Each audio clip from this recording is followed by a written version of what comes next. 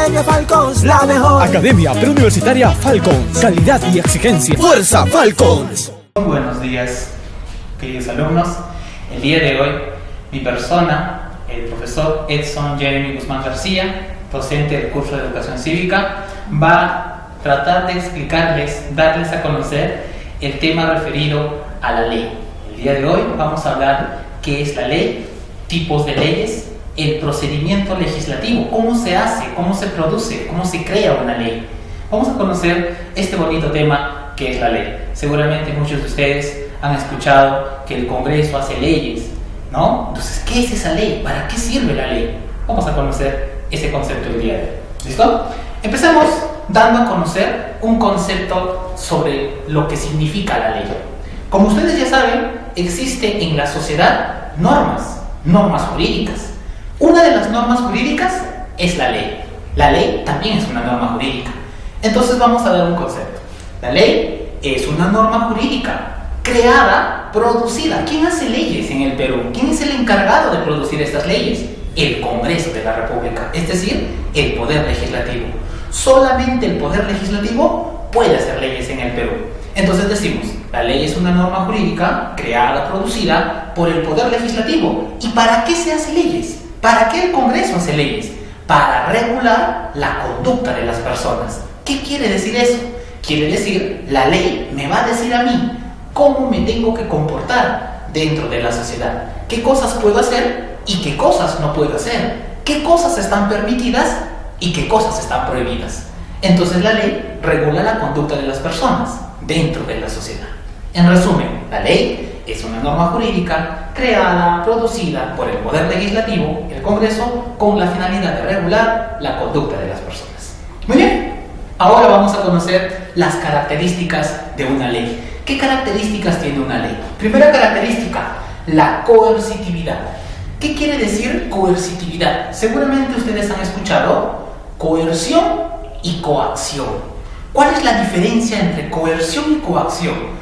La coerción es una amenaza, es una advertencia. El Estado te amenaza, el Estado te advierte para que cumplas una ley. En cambio, la coacción es el uso de la fuerza. El Estado va a utilizar la fuerza para que cumplas la ley.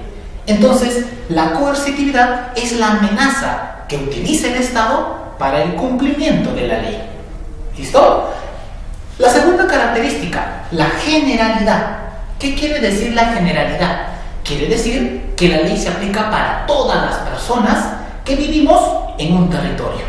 En el territorio del Perú no solamente vivimos los peruanos, también están extranjeros, venezolanos, colombianos, argentinos, chilenos.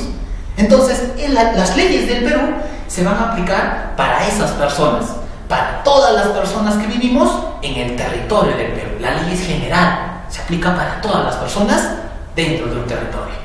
Tercera característica, la abstracción. ¿Qué quiere decir eso? A la ley no le importa si eres rico, si eres pobre. A la ley no le importa si eres viejo, si eres joven. A la ley no le importa si eres varón, si eres mujer. La ley no hace diferencias. La ley es abstracta porque no hace diferencias entre las personas. Se aplica para todas las personas de manera general. Cuarta característica, la impersonalidad. ¿Qué quiere decir impersonalidad? Quiere decir, no se hace leyes para cada persona. No podemos hacer una ley para Juan, una ley para Pedro, una ley para María, una ley para Stephanie. No podemos hacer eso. ¿El Congreso qué hace? El Congreso saca una ley y esa ley se aplica para todos. Entonces, no se puede hacer leyes para cada persona. La ley es impersonal. Y la última característica, la irretroactividad. La ley es irretroactiva. ¿Qué quiere decir eso? Cuando entra en vigencia una ley, cuando el Congreso hace una ley, esta ley se aplica para el futuro. Empieza a entrar en vigencia y se aplica para el futuro. Eso se llama irretroactividad. La ley nunca se aplica para el pasado. La ley siempre se va a aplicar para el futuro. Y cuando se aplica para el futuro, a eso nosotros le decimos irretroactividad. Pero hay un caso especial. Hay un caso especial donde la ley se puede aplicar para el pasado. ¿Cuál es ese caso especial, profesor? Ese caso especial se llama llama retroactividad, cambia de nombre. El otro era irretroactividad porque se aplica para el futuro, pero cuando se aplica para el pasado le diremos retroactividad. Profesor, ¿y cuándo se va a dar eso? ¿En qué caso se va a dar eso? En materia penal. ¿Qué quiere decir eso? En casos penales, cuando le favorece al reo. Vamos a poner un ejemplo para que se entienda la irretroactividad. Por ejemplo, ustedes saben, conocen, que nosotros tenemos una ley, tenemos un código penal. El código penal, en el artículo 108, nos dice: el que mata a otro será reprimido con pena privativa de libertad no menor de 6 ni mayor de 20. Esa es la ley actual. Eso es lo que se aplica actualmente. ¿Qué pasaría si mañana el Congreso saca una ley? Mañana el Congreso saca una nueva ley. ¿Y qué cosa nos dice? Ya no va a ser 6 y 20 años si matamos a una persona. Va a ser 10 y 30 años. Profesor, le han puesto más pena. Va a tener más años de cárcel. Profesor, entonces la nueva ley se va a aplicar para el futuro. No se puede aplicar para el pasado. Eso se llama irretroactividad. Pero ¿qué pasaría si la nueva ley dice, no? Si matas a una persona, te vamos a poner 5 y 10 años. Son menos años. Me favorece. Si yo mato a una persona, me favorece porque me van a dar menos años. Entonces sí se puede aplicar para el pasado. A eso le diremos retroactividad. Continuando con nuestra sesión de clase, ahora vamos a conocer los tipos de leyes. ¿Cuántos tipos de leyes existe? No te olvides que el que se encarga de hacer leyes es el Congreso de la República, el Poder Legislativo. Pero ¿qué tipo de leyes hace? Vamos a tener 2 tipos de leyes. Aquí vamos a tener las leyes ordinarias y las leyes orgánicas. Existen 2 tipos de leyes entonces, ordinarias y orgánicas. ¿Cuál es la diferencia? ¿Cuál es la diferencia entre una ley ordinaria y una ley orgánica? La diferencia es fácil.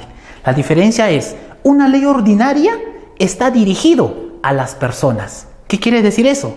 Para que las personas lo utilicen. En cambio, una ley orgánica está dirigido a los órganos, por eso se llama orgánica. Órganos, organismos del Estado, poderes del Estado, instituciones del Estado. Que los que van a utilizar una ley orgánica van a ser los órganos, las instituciones del Estado. Entonces no te olvides, tenemos 2 tipos de leyes, ordinarias y orgánicas. Las ordinarias para las personas, para nosotros, y las orgánicas para los órganos, instituciones. Vamos a poner unos ejemplos para que se pueda entender mejor. Una ley ordinaria. Seguramente tú has escuchado que existe una ley contra el maltrato animal. Ahora está prohibido maltratar a un perrito, maltratar a un gatito. Si tú matas, si tú maltratas a ese perrito, ese gatito, te puedes ir a la cárcel. ¿A quién está dirigido esa ley? A las personas. Las personas no pueden maltratar a los animales. Entonces es una ley ordinaria. Seguramente tú has escuchado la ley de violencia familiar. Existe una ley para prevenir, sancionar y erradicar la violencia contra la mujer y integrantes del grupo familiar. ¿A quién está dirigido esa ley? A las personas. Porque las personas no pueden estar maltratando a su papá, a su mamá, a su hijo. Entonces esa es una ley ordinaria. Ahora vamos a ver ejemplos de las leyes orgánicas. No te olvides que las leyes orgánicas están dirigidas a los órganos. Entonces, ¿qué tenemos? Ley orgánica del Ministerio Público. Ley orgánica de la Contraloría General de la República. Ley orgánica de la Defensoría del Pueblo. Ley orgánica de los gobiernos regionales, de las municipalidades. Oye, seguramente tú has escuchado la ley universitaria. ¿A quién está dirigido la ley universitaria? A las universidades. Entonces es una ley orgánica, porque solamente las universidades pueden utilizar esta ley. No lo puede utilizar un colegio, no lo puede utilizar un instituto. Entonces, ¿qué cosas son? Son órganos, son instituciones del Estado. Entonces no te olvides, 2 tipos de leyes, ordinarias y orgánicas. Ahora vamos a conocer la vacatio legis, que en castellano quiere decir la vacancia de la ley. ¿Qué es la vacatio legis? Primero vamos a decir, cuando una ley entra en vigencia, se tiene que publicar, se publica. Profesor, desde que se publica hasta que entre en vigencia, ¿cuánto pasa? ¿Cuánto tiempo pasa desde su publicación hasta su entrada en vigencia? 24 horas. Desde que se publica en el Diario Oficial del Peruano hasta que entra en vigencia pasan 24 horas. Esas 24 horas se llaman vacatio legis. En la mayoría de los casos es 24 horas, pero puede ser más. Puede ser una semana, puede ser un mes, puede ser más. En la mayoría de los casos es 24 horas. La pregunta es, ¿y para qué sirve la vacatio legis? ¿Por qué el Estado me va a dar 24 horas para que entre en vigencia? ¿Por qué no entra en vigencia el mismo día que se publica? Porque tú tienes que conocer la ley, tienes que revisar la ley, tienes que leer la ley, enterarte de qué habla esa ley, de qué trata esa ley. Entonces el Estado te va a dar 24 horas para que conozcas la ley. ¿Y mañana qué va a pasar? Mañana entra en vigencia. Y cuando entre en vigencia, lo tienes que cumplir. Eso se llama vacatio legis. Muy bien. Ahora vamos a conocer el procedimiento legislativo. ¿Cómo se hace? ¿Cómo se crea? ¿Cómo se produce una ley? Eso se llama procedimiento legislativo. Este procedimiento legislativo tiene 4 etapas muy importantes. La primera etapa es la iniciativa. La segunda etapa es la aprobación. La tercera etapa es la promulgación. Y la cuarta etapa es la publicación. Vamos a conocer cada una de estas etapas de este procedimiento legislativo. Empezamos con la iniciativa. ¿Qué quiere decir eso? Quiere decir que alguien tiene que presentar un proyecto de ley. Primero se presenta un proyecto de ley, pero solamente es un proyecto, todavía no es una ley, es un proyecto nada más. Entonces presentamos un proyecto de ley. Yo soy congresista, yo puedo presentar un proyecto de ley, por ejemplo. ¿Dónde lo presento? Lo voy a presentar en una oficina que se llama Oficina de Trámite Documentario, que seguramente tú has escuchado, pero con otro nombre, ¿no? Mesa de partes. Entonces te acercas a la mesa de partes, presentas tu proyecto de ley. ¿Listo? Profesor, ¿qué es lo que sigue? La oficialía mayor, la oficina de oficialía mayor revisa el proyecto de ley. ¿Quién lo ha presentado? ¿Cuándo lo ha presentado? ¿No? Revisa el proyecto de ley y lo manda a una comisión. En el Congreso existen comisiones ordinarias, son 24 comisiones. Comisión de Educación, Comisión de Salud, Comisión de Trabajo, Comisión Constitucional, Comisión de Justicia. Existen 24 comisiones en el Congreso. Entonces, depende de qué tipo de leyes, la oficialía mayor lo manda a una comisión. ¿Qué hace la comisión? La comisión revisa el proyecto de ley, analiza, estudia el proyecto de ley y tiene 2 opciones: lo aprueba o lo desaprueba. Si lo aprueba, hace un dictamen favorable. Pero ¿qué pasaría si lo desaprueba, lo rechaza? Ese proyecto de ley pasa al archivo y ahí se queda. Supongamos que lo aprobaron. La comisión aprueba el proyecto de ley, hace un dictamen favorable. ¿A dónde pasa ese proyecto de ley? Al Consejo Directivo. ¿Qué hace el Consejo Directivo? Va a colocar en la agenda del Congreso, va a programar fecha y hora. ¿Qué día y qué hora vamos a debatir ese proyecto de ley en el Congreso? Entonces lo pone en la agenda. Y además saca una copia a ese proyecto de ley y a cada congresista, a los 130 congresistas, le da una copia del proyecto de ley para que lo revisen, para que lo estudien. Entonces lo pone en la agenda del Congreso. Entonces pasamos al Pleno, llegamos al Pleno.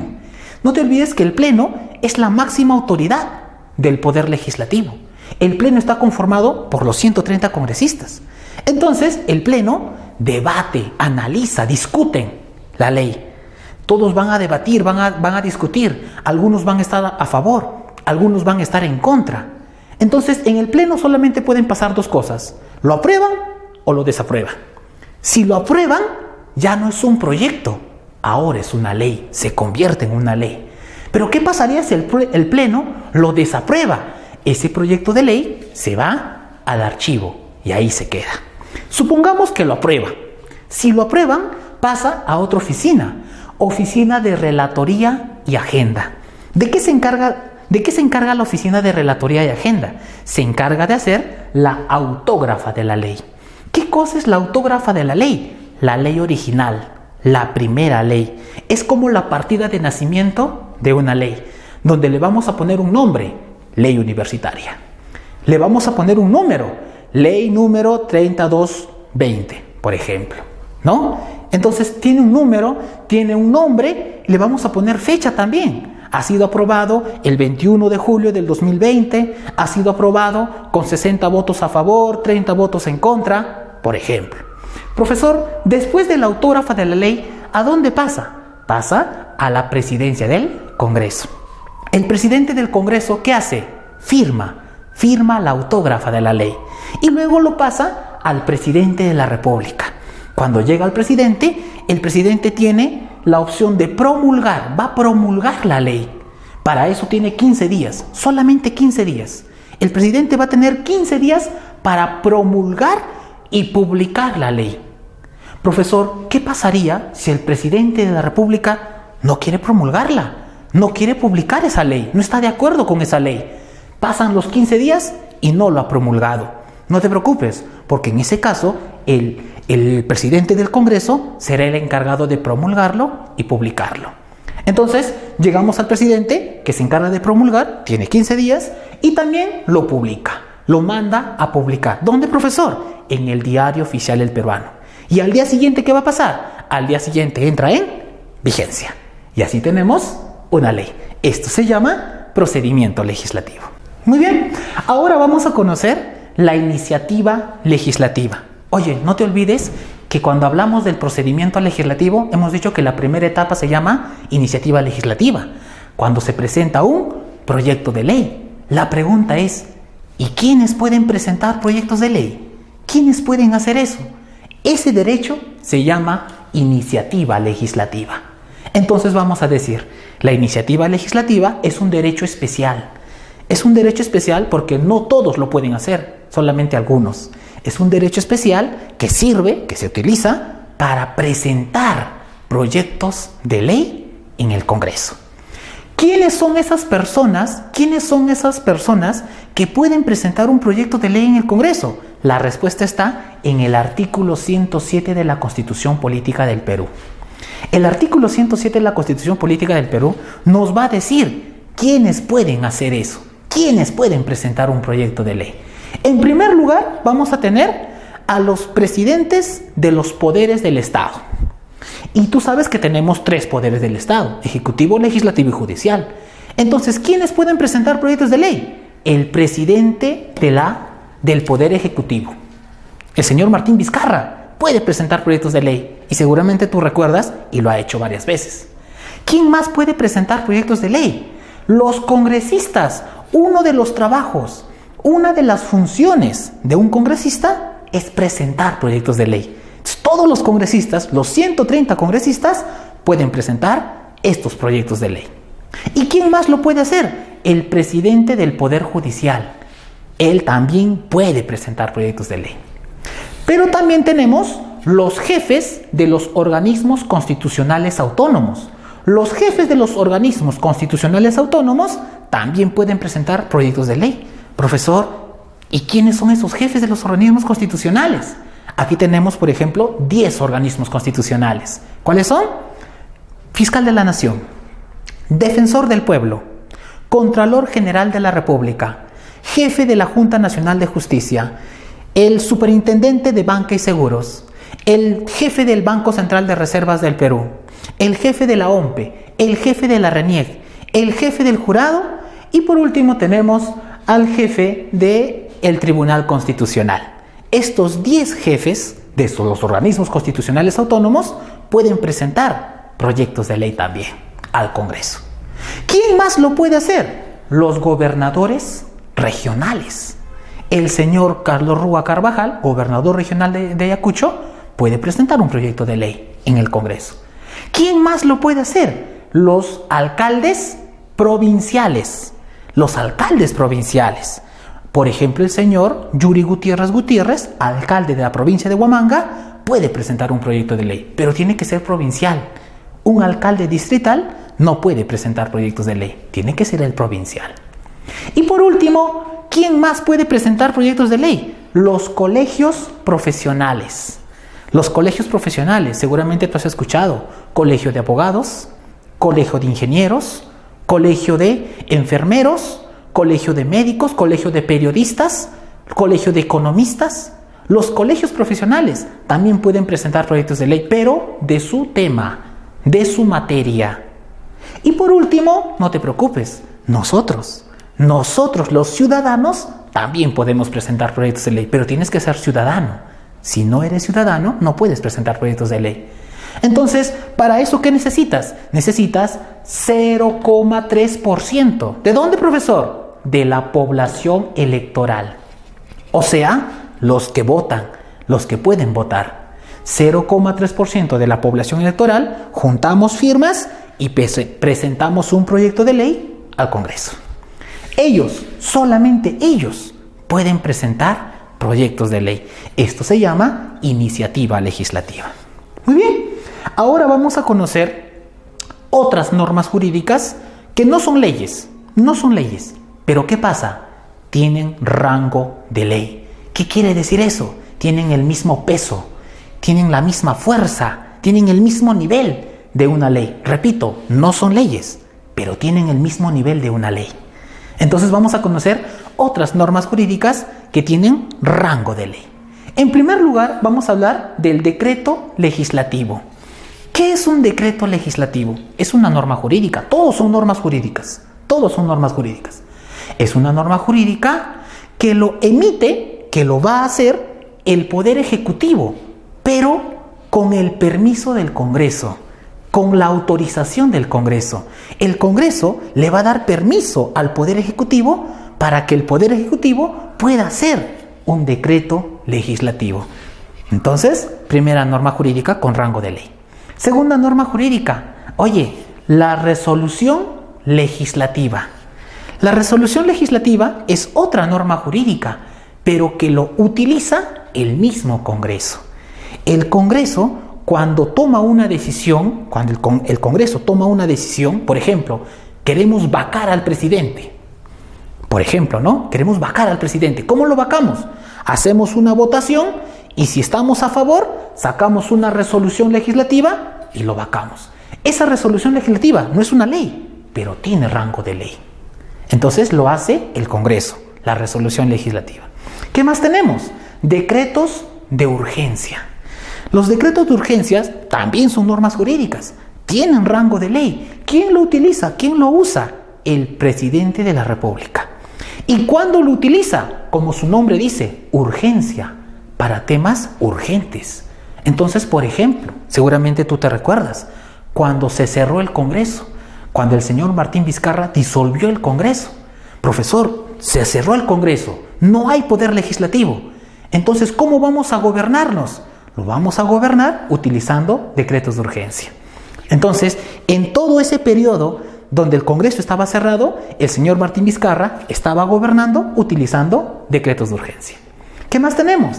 Decretos ley.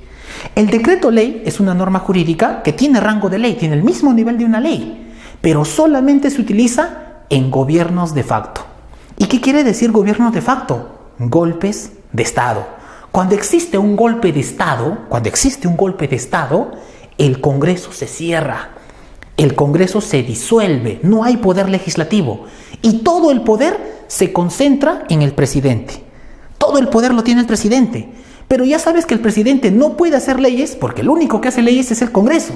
Entonces, el presidente va a dirigir, va a gobernar utilizando decreto ley. Solamente en golpes de Estado, gobiernos de facto, se utiliza los decretos ley.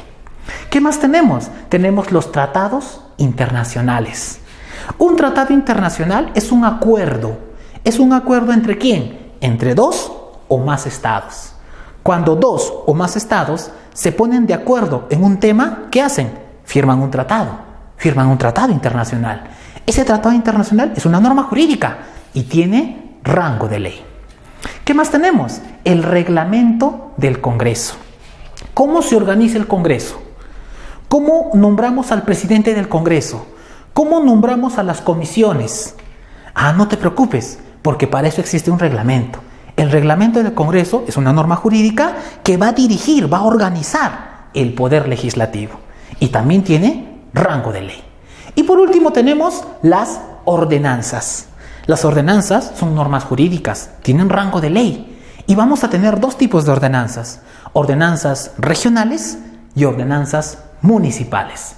Las ordenanzas regionales lo hace el Consejo Regional. Y las ordenanzas municipales lo hace el Consejo Municipal. ¿Cuál es la diferencia? Una ordenanza regional se aplica en toda la región. En toda la región. En cambio, una ordenanza municipal se aplica y puede ser de dos tipos, provincial y distrital. Si es provincial, se aplica en toda la provincia. Y si es distrital, solamente se aplica en el distrito. Entonces tenemos dos tipos de ordenanzas, regionales y municipales. ¿Listo? Muy bien. Con esto hemos concluido el tema relacionado a la ley. Muy bien. Ahora pasemos a conocer otro tema. Vamos a conocer el Estado. Oye, nosotros vivimos en un Estado. Nosotros somos parte de un Estado. Conformamos un Estado. Somos la población de un Estado. Pero, ¿qué es el Estado? ¿Cómo nace el Estado? ¿Cuáles son los elementos, las características? ¿Qué tipo de Estado somos nosotros? El Perú, ¿qué tipo de Estado somos? ¿Y qué tipo de gobierno tenemos? Vamos a responder todas esas preguntas. Muy bien, entonces empecemos dando un concepto. El Estado. ¿Qué es el Estado? Vamos a dar un concepto y luego lo vamos a explicar. El Estado es la nación jurídica y políticamente organizada, establecida en un territorio determinado y orientada hacia el bien común. Repito, el Estado es la nación jurídica y políticamente organizada, establecida en un territorio determinado y orientada hacia el bien común. Explicamos. Profesor, ¿nación? ¿Y qué quiere decir nación? Nación es el conjunto de personas. Conjunto de personas que tienen las mismas características. Hablan el mismo idioma, tienen las mismas costumbres, tienen la misma cultura, tienen la misma historia. Eso se llama nación. Entonces, los peruanos somos una nación, porque tenemos el mismo lenguaje, tenemos las mismas costumbres, tenemos la misma cultura, la misma historia. Entonces, nación. Es la nación jurídicamente organizada. ¿Qué quiere decir jurídicamente organizada? Quiere decir, el Estado necesita normas jurídicas. Necesitamos normas jurídicas. Por eso tenemos constitución. Por eso tenemos una ley.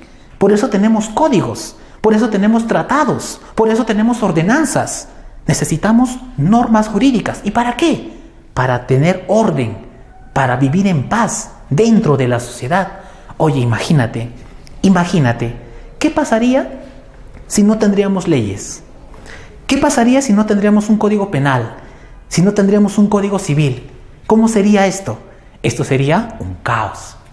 Esto sería la ley de la selva, ¿no? El más fuerte sobrevive. Y no puede ser la ley de la selva. Tenemos que vivir en orden, en paz. Por eso necesitamos normas. Por eso decimos jurídicamente organizada. Necesitamos normas jurídicas. ¿Qué más hemos dicho? Políticamente organizada. ¿Qué quiere decir eso? ¿Qué cosa es política? Política es el arte de gobernar, gobierno. Necesitamos gobernantes. Alguien tiene que dirigir el Estado. Alguien tiene que dirigir a la población.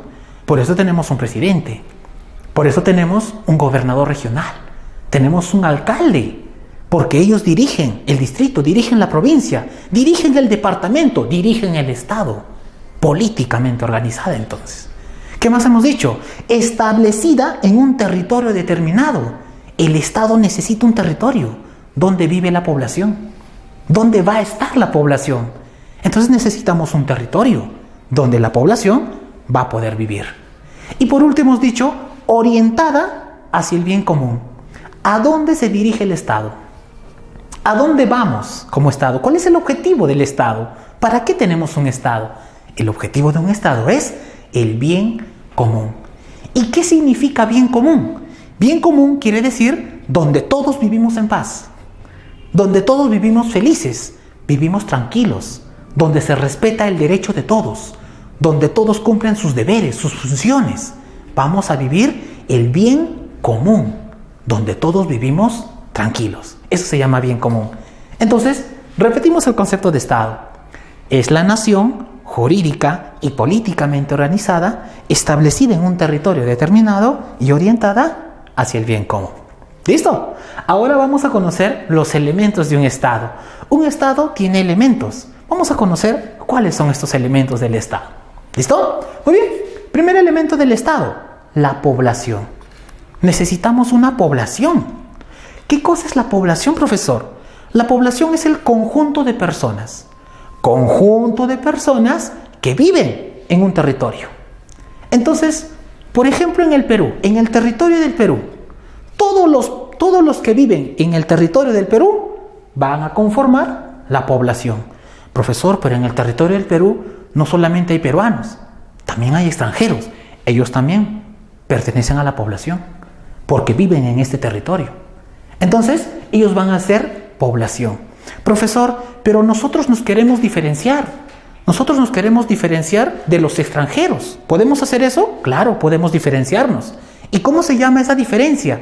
Esa diferencia se llama nación. ¿Qué cosa es la nación entonces? Conjunto de personas que tienen las mismas características. Nosotros nos podemos diferenciar de los extranjeros, porque de repente los extranjeros tienen otro dialecto, tienen otra forma de hablar, tienen otras costumbres, tienen otra cultura, tienen otra historia. Nosotros nos podemos diferenciar de ellos y eso se llama nación. Entonces no hay que confundir estos conceptos, población y nación. ¿Listo? Muy bien. Segundo elemento, territorio. ¿Qué es el territorio? El territorio es el espacio físico, el espacio geográfico donde vive la población, donde se asienta la población. Entonces decimos, el territorio es el espacio físico, el espacio geográfico donde se asienta la población. Y tiene un límite, ¿no? El territorio tiene un límite. ¿Cuál es el límite del territorio? Las fronteras. Las fronteras van a formar el límite del territorio. ¿Listo? ¿Qué más tenemos? Poder o gobierno. ¿Qué es el poder o gobierno? El poder o gobierno es la forma como se dirige el Estado. El gobierno es la forma como se dirige un Estado. ¿Cómo vamos a dirigir un Estado? Más adelante vamos a hablar de este concepto. ¿Por qué? Porque existen tipos de gobierno. Por ejemplo, monarquías, república, democracia, aristocracia, teocracia. Existen varios tipos de gobierno. Más adelante vamos a hablar de esto. Pero no te olvides, el poder o gobierno es la forma como se dirige un Estado. ¿Listo? Y el último elemento, la soberanía. ¿Qué es la soberanía? La soberanía es la independencia. La independencia que tiene un Estado para tomar sus propias decisiones. Dentro de su territorio, toma sus propias decisiones. Otro Estado no se puede meter en mis asuntos. Otro Estado no me puede decir qué tengo que hacer. Dentro de mi territorio mando yo. Dentro de mi territorio se cumplen mis leyes. Yo soy soberano porque yo voy a tomar mis decisiones. No puedo aceptar que otro Estado me diga qué tengo que hacer. Porque si yo acepto que otro Estado se mete en mis asuntos, entonces no soy Estado. De repente soy una colonia. Para ser un Estado tengo que tener soberanía. No te olvides, la independencia que tiene un Estado para tomar sus propias decisiones. Estos 4 elementos van a ser los elementos del Estado. ¿Listo? Muy bien. Ahora vamos a hablar un poco de la evolución histórica del Estado. ¿Y cómo nace el Estado? ¿Cómo aparece el Estado? Primero vamos a decir que la palabra Estado, por primera vez lo vamos a encontrar en una obra muy famosa, que seguramente tú te recuerdas, El Príncipe. ¿De quién? De Nicolás de Maquiavelo. En esta obra, El Príncipe, de Nicolás de Maquiavelo, vamos a encontrar por primera vez esta palabra, Estado. Ahora sí, vamos a conocer un poquito de la historia. Seguramente tu profesor de historia ya te ha explicado, seguramente tu profesor de historia ya te ha dicho cómo ha ido evolucionando el hombre, ¿no? Entonces tú te acuerdas, por ejemplo, que el hombre era nómade. En sus inicios, el hombre era nómade. ¿Y qué quiere decir eso? Quiere decir que el hombre se trasladaba de un lugar a otro cazando y recolectando. El hombre se trasladaba de un lugar a otro cazando y recolectando. Era feliz. Pero de repente ese hombre nómade se vuelve sedentario. Y cuando se vuelve sedentario el hombre, ¿qué pasó? Se establece en un lugar. Se queda en un lugar. El hombre se vuelve sedentario. Y cuando el hombre se vuelve sedentario, oye, ¿te acuerdas de algo? De una frase muy famosa. Hay una frase muy famosa que dice, el hombre es un ser social por naturaleza. ¿Te acuerdas de esa frase? Oye, ¿qué significa eso? Cuando el hombre se vuelve sedentario, empieza a relacionarse. empieza a convivir con las demás personas. Entonces el hombre es un ser social por naturaleza. Cuando el hombre se está relacionando, está conviviendo con otras personas, de repente conoce a alguien y se enamora. ¿Y ahí qué aparece? Ahí aparece la familia. Oye, ¿y te acuerdas que la familia es la célula básica de la sociedad? Entonces aparecen muchas familias, aparecen varias familias. El conjunto de familias forma la sociedad. A esa sociedad yo le voy a dar un lenguaje. A esa sociedad yo le voy a dar costumbres. ¿Qué cosa tenemos? Nación. A la nación le voy a dar leyes. A la nación le voy a dar gobierno. ¿Y qué cosa voy a tener? Estado. Esa es la evolución histórica del Estado. Más o menos, ¿no? En un minuto lo podemos decir. Pero esto ha sido una evolución de miles y miles y miles de años. Entonces, evolución histórica del Estado. Ahora vamos a conocer qué es el Estado moderno, el Estado de Derecho y los tipos de Estado que existen en la sociedad, en el mundo. ¿Listo? Empecemos con el Estado moderno. Oye, seguramente tú te recuerdas la Revolución Francesa, que terminó en 1789. Entonces la pregunta es, ¿cómo era antes? ¿Cómo era antes de 1789? Antes de la Revolución Francesa. El feudalismo, ¿no? Oye, las monarquías. Profesor, eso también era un Estado. Pero un Estado monárquico donde todo el poder se concentraba ¿dónde? En el rey, en el señor feudal. Todo el poder lo tenía el señor feudal. Todo el poder lo tenía el rey. Y a veces este rey era malo, ¿no? Seguramente tú te recuerdas de Juan Sin Tierra, un rey malo, un rey déspota. Entonces, ¿qué pasó? Con la Revolución Francesa, en Francia, se termina la monarquía. Se termina la monarquía y ahí vamos a tener grandes filósofos y grandes pensadores de esa época, ¿no? Como Montesquieu, como Rousseau, como Thomas Luke, ¿no? Vamos a tener grandes filósofos que con sus ideas, que con su filosofía, nos van a ayudar a tener un concepto nuevo de lo que es un Estado. Aquí nace, pues, ¿no?, el Estado moderno, con la Revolución Francesa. Ya no vamos a hablar de monarquía, ya no vamos a hablar del señor feudal, de los vasallos, ahora vamos a hablar del ciudadano. Entonces, por eso es que aquí nace el Estado moderno, con la Revolución Francesa. Muy bien, ahora hablemos un poco del Estado de Derecho. ¿Qué podemos entender cuando nosotros decimos Estado de Derecho? Estado de Derecho es un Estado que se somete a la ley. ¿Qué quiere decir esto? Quiere decir todo lo que el Estado hace. Todo lo que el Estado hace, la ley se lo va a decir. La ley va a dirigir el Estado.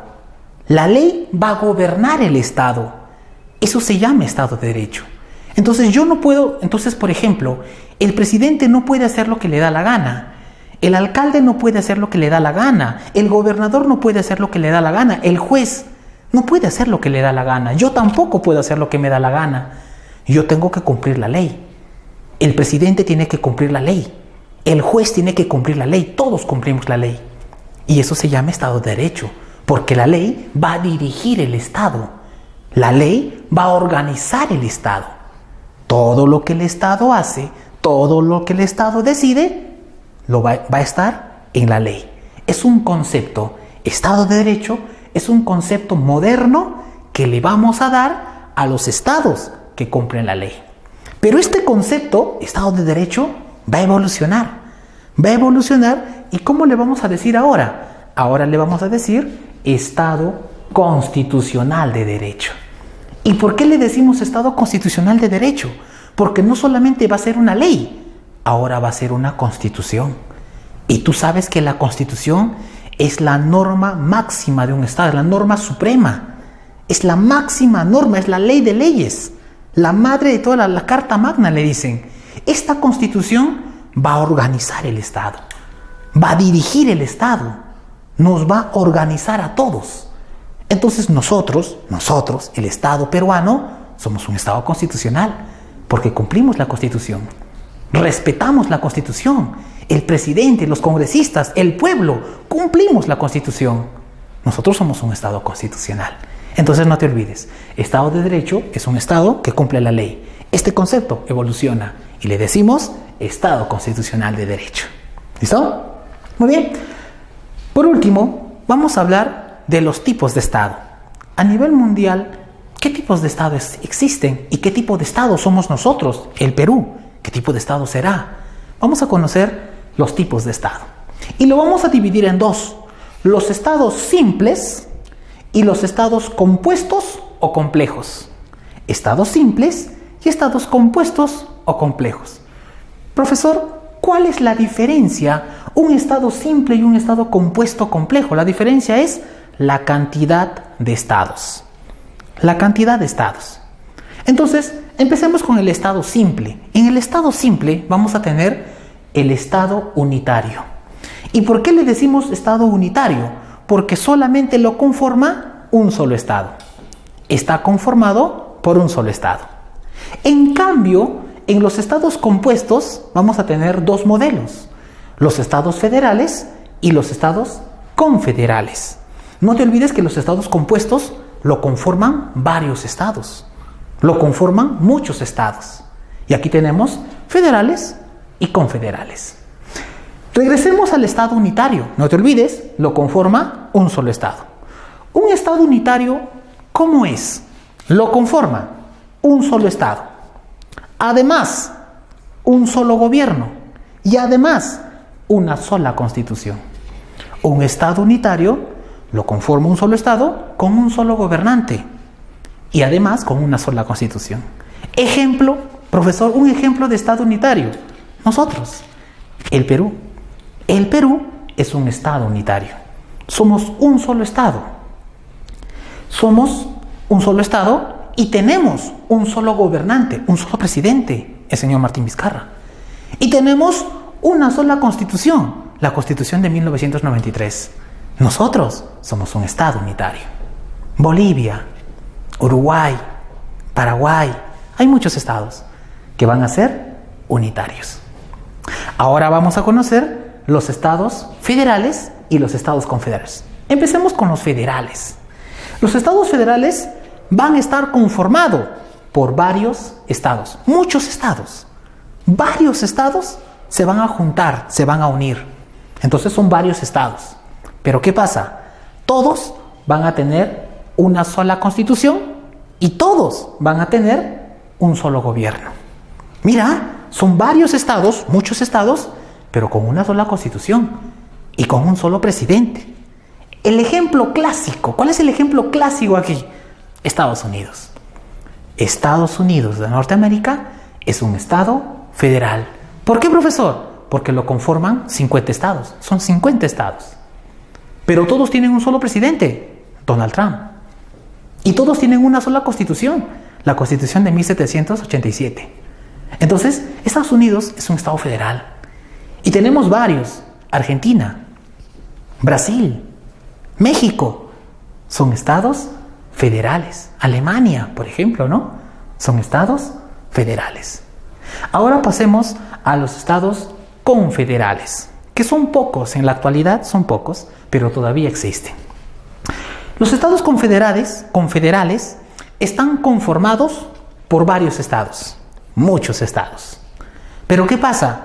Cada uno tiene su gobierno, cada uno tiene su propio presidente, su propio gobierno, y además cada uno tiene su propia constitución. Son varios estados con varios gobiernos y varias constituciones. Profesor, entonces, pero se mantienen juntos, ¿ah? Se mantienen unidos, van a estar juntos. Profesor, si tienen varios gobiernos, si tienen varias constituciones, son independientes, pero se mantienen juntos. Ejemplo, vamos a poner un ejemplo. Seguramente tú has escuchado, el Reino Unido. El Reino Unido es un estado confederal conformado por 4 estados: Inglaterra, Escocia, Gales, Irlanda del Norte. 4 estados, cada uno con su presidente, cada uno con su constitución. Entonces, ¿por qué le decimos Reino Unido? Por la reina Isabel. La reina Isabel es la reina de los 4 países. Reino Unido, entonces. Otro ejemplo de Estado confederado, la Unión Europea. La Unión Europea son 28 países y están juntos. Cada uno tiene su presidente, cada uno tiene su constitución, pero tienen un organismo que los va a unir, la Unión Europea. Profesor, por ejemplo, seguramente tú te acuerdas de la Gran Colombia. Antiguamente, ¿no? La Gran Colombia era una confederación. Colombia, Venezuela, Panamá y Ecuador. Lo conformaban cuatro estados. Entonces, también era un estado confederado. En el pasado, nosotros, el Perú, también hemos sido un estado confederado. Seguramente tú te recordarás la Confederación Perú-Boliviana.